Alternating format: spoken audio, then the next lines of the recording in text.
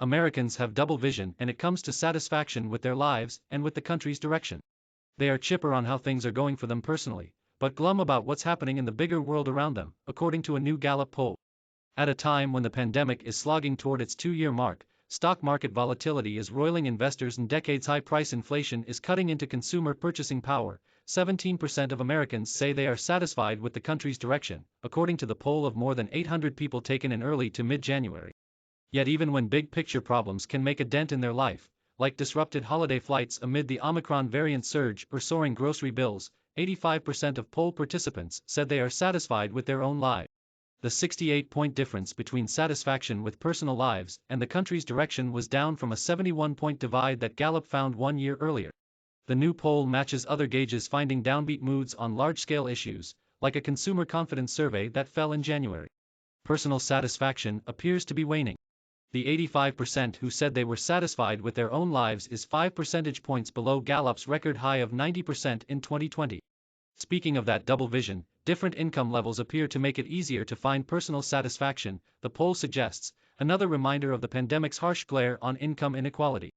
Though majorities of Americans said they were personally satisfied, households making at least $100,000 were 1.5 times more likely than households making under $40,000 to say they were very satisfied at a personal level. That's 61% compared to 39%, with 52% of people making between $40,000 and $99,999 saying they were very satisfied with their personal lives. Lumping in the people who said they were somewhat satisfied with the way things were going for them, 93% of the top income participants said they were satisfied. It was 87% for middle income and 75% for low income participants.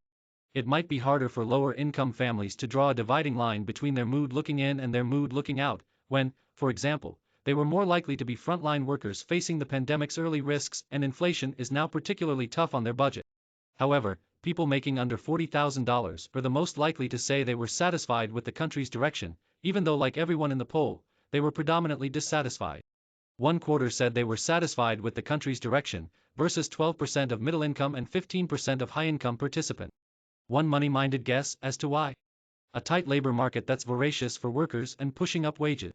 A new real-time tracker on income inequality from economists at the University of California, Berkeley, tells the tale. The average adult income for Americans grew 7.6% during 2021, adjusting for inflation. For the bottom half of the income ladder, incomes grew by 11.7%.